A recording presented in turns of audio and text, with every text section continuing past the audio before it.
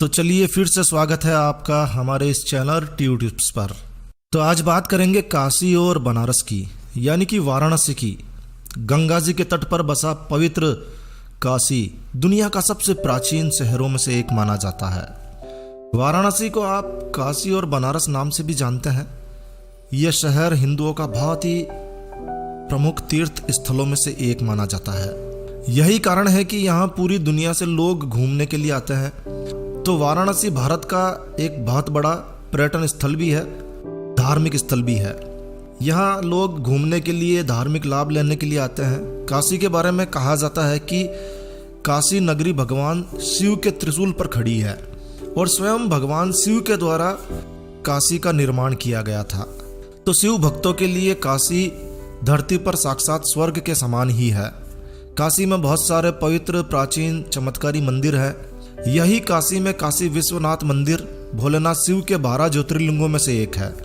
वाराणसी के गंगा तट पर कुल मिलाकर 84 घाट स्थित है, यानी 84 घाट है, जिनमें से मणिकर्णिका घाट, 80 घाट और दशाश्वमेध घाट सबसे प्रमुख और पवित्र घाट माने जाते हैं।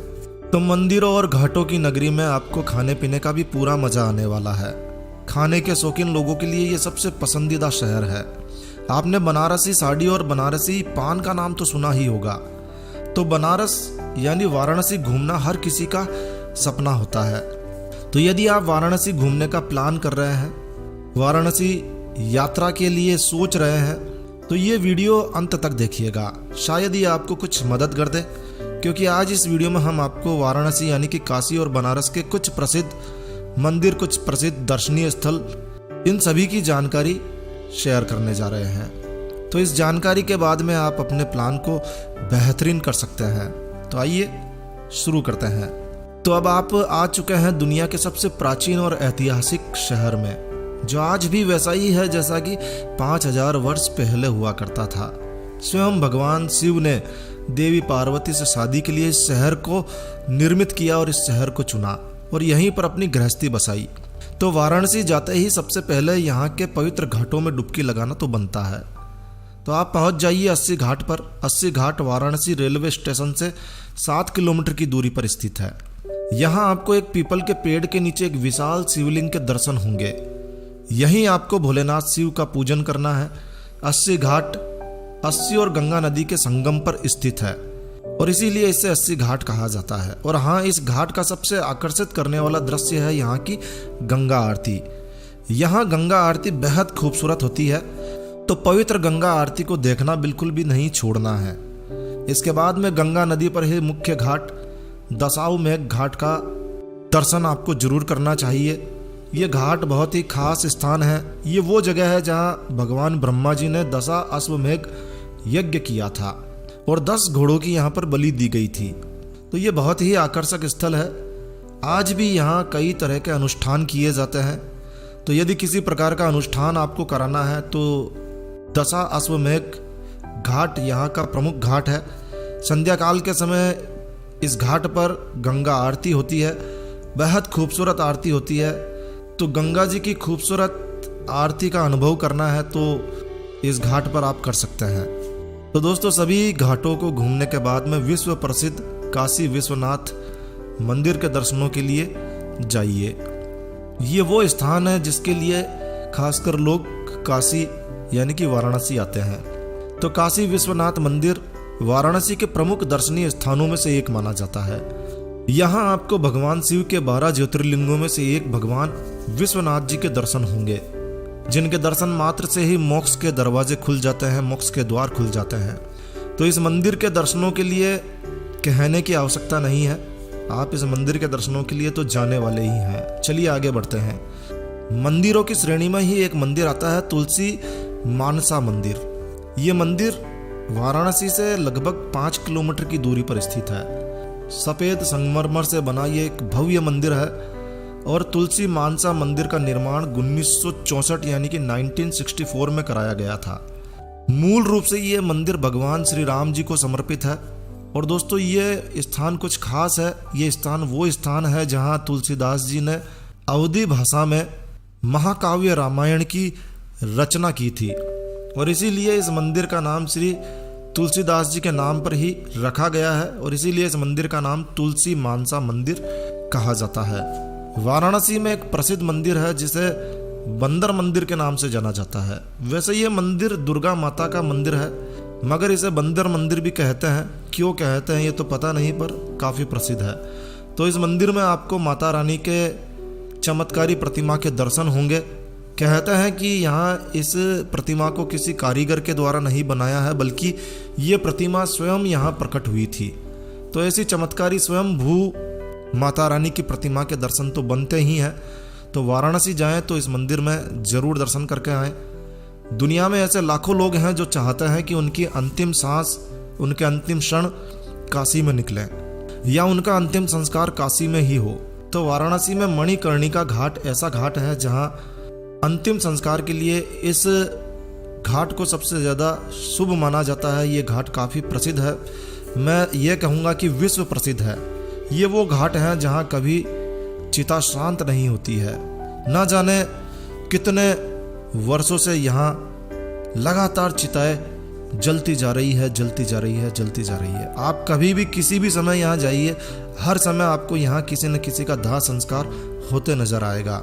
पूरे भारत से लोग अपने प्रियजनों के अंतिम संस्कार के लिए, जिनकी अंतिम इच्छा ऐसी होती है, उन्हें यहाँ लेकर आते हैं और उनका अंतिम संस्कार यहाँ करते हैं। और इसीलिए इसे महाश्मशान के नाम से भी जाना जाता है। तो इस पवित्र स्थान के दर्शन करने बनते हैं, जरूर जाइए, मणिकर्णिका घाट के दर्शन जरूर कीजिए। अब चूंकि वाराणसी एक प्राचीन और ऐतिहासिक नगरी है, तो कुछ ऐतिहासिक स्थानों के बारे में बात कर लेना भी जरूरी है। तो यदि आप ऐतिहासिक किले, महल आदि देखने के शौकीन हैं तो आप रामनगर किला घूमने जाइए। ये बड़ा ही प्राचीन किला है जो वाराणसी से लगभग 14 किलोमीटर की दूरी पर गंगा तट पर ही स्थित है। इस किले का निर्माण मुगल शैली में कराया गया है। मुगल कला वास्तु शैली की झलक इसमें देखने को मिलती है। और इस किले में छोटे बड़े कमरे मिलाकर लगभग 1000 से भी ज़्यादा कमरे आपको यहाँ देखने को मिलेंगे। इस किले में आपको एक संग्रहालय भी देखने को मिलेगा, जहाँ आप राजा महाराजाओं के समय की कलाकृतियाँ, तस्वीरें और विंटेज कार के आनंद ले सकते हैं। शाही वस्त्रों को और तलवारों को भी आप यहाँ पर देख सकते हैं। ये किला सुबह 10 बजे खुल जाता है और शाम को 7 बजे तक खुला रहता है। यहाँ एंट्री फीस भी लगती है। यदि आप वयस्क हैं तो 15 रुपये आपको एंट्री फीस के रूप में देने होते हैं और बच्चों के लिए 10 रुपये की एंट्री फीस रखी गई है। तो कोई बहुत ज़्यादा एंट्री फीस नहीं है। इस किले को देखना बनता है, ज़रूर जाइए। अगर हम ऐतिहासिक स्थानों की बात ही कर रहे हैं तो दूसरा किला है चुनार का किला। ये किला वाराणसी से थोड़ा दूर है, लगभग 23 किलोमीटर की दूरी पर स्थित है। लेकिन यदि आप ऐतिहासिक किले देखने के शौकीन हैं तो ये आपको निराश नहीं करेगा। ये किला आपको ज़रूर देखना चाहिए, क्योंकि ये किला काफ़ी प्राचीन है, 16वीं शताब्दी का किला है और बहुत ही कम समय में आप इस किले को देखने के लिए जा सकते हैं। और यहाँ पर कोई एंट्री चार्ज नहीं है, बस 23 किलोमीटर आपको जाना पड़ेगा।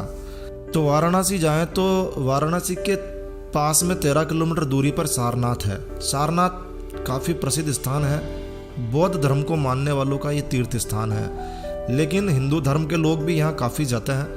वाराणसी के आसपास घूमने वाली जगहों में से, स्थानों में से ये स्थान बेहद खास स्थान, विशेष स्थान रखता है। और काशी के घाटों और गलियों में घूमने के बाद में जब आप यहाँ जाएंगे तो आपको यहाँ एकांत और शांति का अनुभव होगा।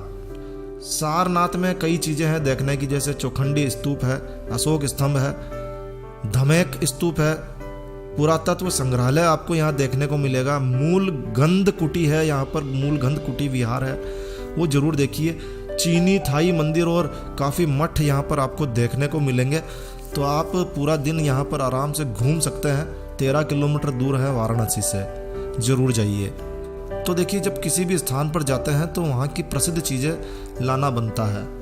तो वाराणसी में यानी बनारस में विश्व प्रसिद्ध साड़ी, बनारसी साड़ी लाना बनता है। और नहीं लेकर गए तो घर पर खाना भी बंद हो सकता है। तो अपनी सेफ्टी के लिए, समझ रहे हैं आप, बनारसी साड़ी ले जाना बिल्कुल भी मत भूलिए। बनारस का बाजार घूमिए, काफ़ी अच्छा बाजार है। बनारसी पान का मज़ा लीजिए। बनारस के छावनी रोड पर बनारस सिल्क एम्पोरियम है, जहां आप खरीदारी कर सकते हैं बनारसी साड़ी की। आपको यहां काफ़ी कम दामों में अच्छी बनारसी साड़ी मिल जाती है, तो आप ज़रूर विजिट करें। और जो लोग वाइल्ड लाइफ सेंचुरी देखने के शौकीन हैं तो वो वाराणसी में अपने टूर में wild life sanctuary Chandraprabha wild life sanctuary को शामिल कर सकते हैं। ये वाराणसी से यानी बनारस से लगभग 70 किलोमीटर की दूरी पर स्थित है चंद्रप्रभा अभयारण्य। तो यदि आप वाइल्ड लाइफ सेंचुरी में इंटरेस्ट रखते हैं तो चंद्रप्रभा अभयारण्य देखने जरूर जाइए। यहाँ आपको खूबसूरत झरने देखने को मिलेंगे। राजदारी और देवदारी झरने, बड़े ही खूबसूरत झरने आपको यहाँ देखने को मिलेंगे। ये झरने यहाँ के मुख्य आकर्षण हैं। खासकर देवदारी झरना जो है वो सबसे खूबसूरत झरनों में एक है। जब आप इसे देखेंगे तो बस देखते ही रह जाएंगे, देखते ही रह जाएंगे, देखते ही रह जाएंगे, क्या कहें। यहाँ झरनों के बीच में एक चमत्कारी कुंड भी देखने को मिलेगा। अब इस कुंड का चमत्कार यह है कि जब आप इसमें कोई पत्थर फेंकते हैं तो ये पत्थर प्रकृति के नियम के अनुसार तो अंदर चला जाना चाहिए, लेकिन जैसे ही आप पत्थर फेंकते हैं ये अंदर नहीं जाता है बल्कि उल्टा आपके पास ही आकर गिरता है। कैसे होता है पता नहीं, पर कहते हैं। तो वाराणसी घूमने जाने का प्लान यदि आप कर रहे हैं तो समय का भी ध्यान रखिए। सबसे अच्छा समय जो है घूमने का यहाँ अक्टूबर से फरवरी तक का है, मार्च तक भी जा सकता है। ये समय काफ़ी अच्छा समय है, मौसम काफ़ी अनुकूल रहता है इस समय। नवंबर में जाएं तो बहुत ही बढ़िया है, क्योंकि नवंबर में यहाँ 5 दिनों का गंगा महोत्सव मनाया जाता है और आप इन 5 दिनों में गंगा महोत्सव का बड़ा ही आनंद ले सकते हैं। तो नवंबर में भी जा सकते हैं। चलो, बनारस में खाने पीने के लिए आपको बहुत कुछ मिल जाएगा। यहाँ के लोकप्रिय व्यंजनों में दम आलू है, दाल बाटी है, आलू टिक्की, कचौरी, पानी पूरी, जलेबी, राबड़ी और न जाना क्या क्या, बहुत कुछ आपको यहाँ खाने के लिए मिल जाएगा। बहुत सारी चीज़ें प्रसिद्ध है। और बनारस का प्रसिद्ध पान, खाई के पान बनारस वाला, तो बनारस का प्रसिद्ध पान, मैसूर पान जरूर खाइए। और दोस्तों, वाराणसी जाएं तो यहाँ की मशहूर ठंडाई का मज़ा ज़रूर लीजिए, यदि आप भांग खा सकते हैं तो, क्योंकि इसमें भांग मिलाई जाती है। और यदि नहीं खा सकते हैं तो फिर जय राम जी की। तो बनारस में आप स्वादिष्ट स्ट्रीट फूड का मज़ा भी ले सकते हैं। काफ़ी अच्छे स्ट्रीट फूड्स आपको यहाँ मिल जाएंगे। तो खाने पीने की कोई टेंशन नहीं है, आराम से आपको यहाँ सब कुछ खाने को मिलेगा। ठहरने के लिए आपको 500 रुपये से लेकर जैसी आपकी जेब अलाउ करती है सभी प्रकार की होटल्स, धर्मशालाएँ, सब कुछ यहाँ पर आसानी से आपको मिल जाएगी। वाराणसी में कैसे पहुँचे? तो वाराणसी में लाल बहादुर शास्त्री हवाई अड्डा है, जो कि अंतर्राष्ट्रीय हवाई अड्डा है। यानी कोई टेंशन नहीं, कहीं से भी आप यहाँ आ सकते हैं।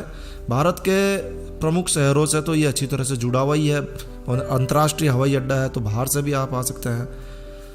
वाराणसी में आप रेल से भी आ सकते हैं, क्योंकि यहाँ पर जंक्शन है, रेलवे स्टेशन जो है जंक्शन है। तो भारत के लगभग सभी प्रमुख शहरों से ये अच्छी तरह से जुड़ा हुआ है, तो रेल से भी आ सकते हैं। और सड़क मार्ग तो खुला हुआ ही है आपके लिए, आप कभी भी सड़क मार्ग से आ सकते हैं। देश के प्रमुख शहरों से बसें भी चलती है और शहर में लोकल साइट सीन के लिए आप टैक्सी या कैब किराए पर ले सकते हैं। जैसे कि आसपास 15 किलोमीटर जाना है, 25 किलोमीटर जाना है, तो उसके लिए आप टैक्सी कर सकते हैं। ऑटो वगैरह भी काफ़ी चलते हैं, तो कोई टेंशन का काम नहीं है। आराम से जाइए, घूमिए, आनंद लीजिए।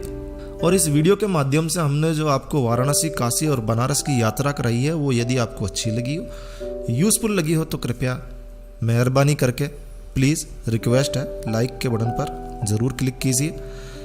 और यदि आपने हमारा ये चैनल सब्सक्राइब नहीं किया हुआ है तो दोस्तों चैनल को सब्सक्राइब करना बनता है। बहुत मेहनत लगती है इस प्रकार के वीडियोस बनाने के लिए।